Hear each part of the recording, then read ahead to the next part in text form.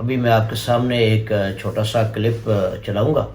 آپ دیکھیے کہ یہ ایک بندہ بات بیان کر رہا ہے، اور بات جو بیان کر رہا ہے وہ کتنے حقائق پر مبنی ہے، کس لیول کی بات ہے.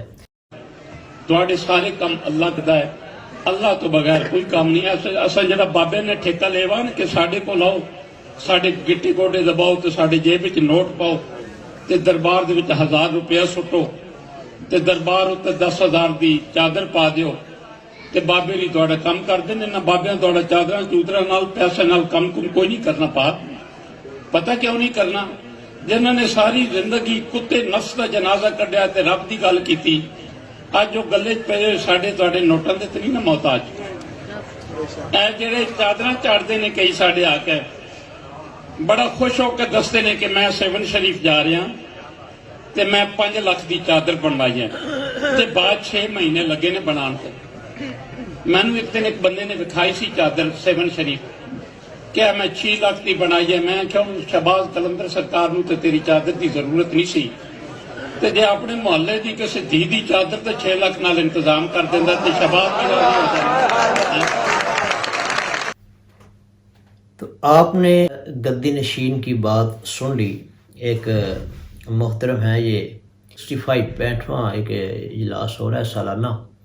اس سلسلے میں یہ بات کر رہے تھے کہ لوگ ملتے ہیں، مجھے بتاتے ہیں کہ ہم مزار پر 5 لاکھ کی 7 لاکھ کی ہم نے چادر تیار کی ہے، تو وہ چادر اب ہم 7 شریف یا کسی اور دربار پر جائیں گے اور چڑھائیں گے.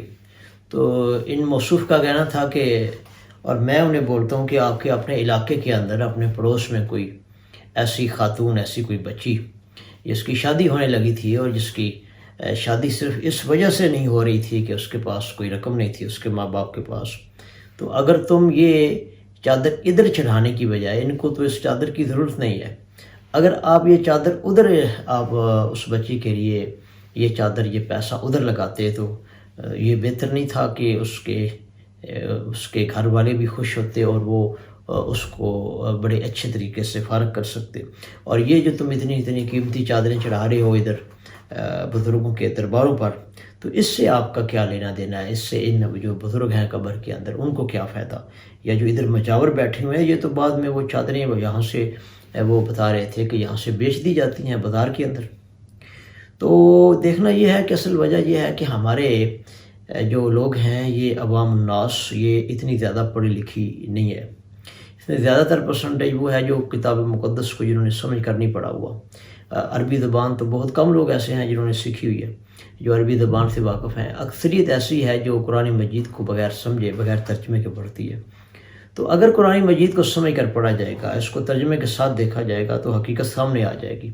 تو آپ لوگ کوشش کرو کہ لوگوں کو حقیقت بتاؤ، اور خود کوشش کرو کہ آپ اللہ تعالیٰ کا جو پیغام ہے کتاب مقدس قرآن مجید، اس کو ترجمے کے ساتھ پڑھو اور اپنے بچوں کو عربی زبان سکھاؤ، تاکہ آنے والے وقتوں کے اندر یہ جو ایسے کام ہو رہے ہیں جو خلاف شریعت، جو کتاب و سنت کی روح سے شریعت نہیں ہے بلکہ بالکل شریعت ان سے بیزارگی کا اعلان کرتی ہے، تو آپ لوگ کیوں ایسا ایک عمل کرتے ہو جو نہ کتاب میں ہے، نہ سنت میں ہے، نہ قرآن میں ہے، نہ حدیث میں ہے.